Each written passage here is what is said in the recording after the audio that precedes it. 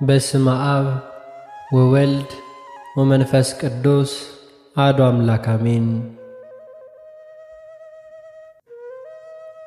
ሆሳዕና የምስጋና ንጉሥ እርሱ ማን ነው? የሆሳዕና በዓል ጌታችን መድኃኒታችን ኢየሱስ ክርስቶስ በአህያ ጀርባ ላይ ተቀምጦ ወደ ኢየሩሳሌም ሲገባ የሚቀድሙትና የሚከተሉት ሕዝብ በተለይ አይሩግ ሕፃናት ሆሳዕና ለዳዊት ልጅ በጌታ ስም የሚመጣ የተባረከ ነው፣ ሆሳዕና በአርያም በማለት ጌታችንን በክብር መቀበላቸው የሚታወስበት ይህ በዓል ነው። በዓሉም ሆሳዕና የሚለውን ስያሜ ያገኘው በዕለቱ ከተዘመረው መዝሙር ነው። በሌላ አነጋገር ይህ ዕለት የጸበርት እሁድ ይባላል። ታሪካዊ አመጣጡ የመልካም ዕድለኞችና የድል አድራጊነት መገለጫ ሆኖ ከደገኛው አባት ይስሐቅ ልደት ጋር ተያይዞ የመጣ ነው። ይኸውም ሳራ የወላድነት ዕድሜዋን ጨርሳ ልማደ እንስሳ ከተቋረጠባት በኋላ ሁሉን ቻይ የሆነው አምላክ ይስሐቅን በሰጣት ጊዜ ዘመዶቿ የተሰማቸውን ደስታ ለመግለጽ የዘንባባ ዝንጣፊ በመያዝ የጎበኛትን አምላክ አመስግነዋል።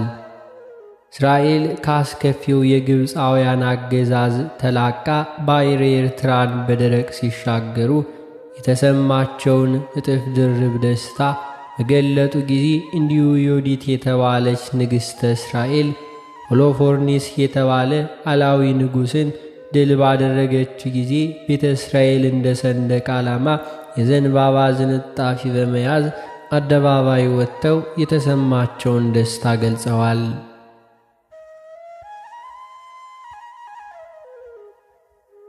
በዘመነ ሐዲስ መድኃኒታችን ኢየሱስ ክርስቶስ የሰውን ዘር ከዲያብሎስ ቁራኝነት ከሲኦል ባርነት ነፃ ለማውጣት ወደ ዙፋኑ መስቀል በተጓዘበት ጊዜ ሕፃናትና አይሩግ ነፃ የሚወጡበት ቀን መድረሱን እነርሱ ሲያውቁ እግዚአብሔር ባወቀ ጊዜ ዘንባባ በመያዝ ዘምረዋል።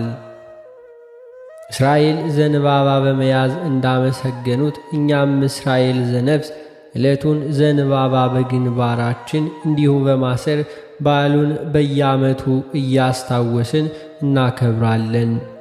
በበዓሉም ዕለት ዘንባባ እየተባረከ ለሕዝቡ ይታደላል። ሕፃናት አይሩግ ለዳዊት ልጅ መድኃኒት መባል ይገባዋል እያለ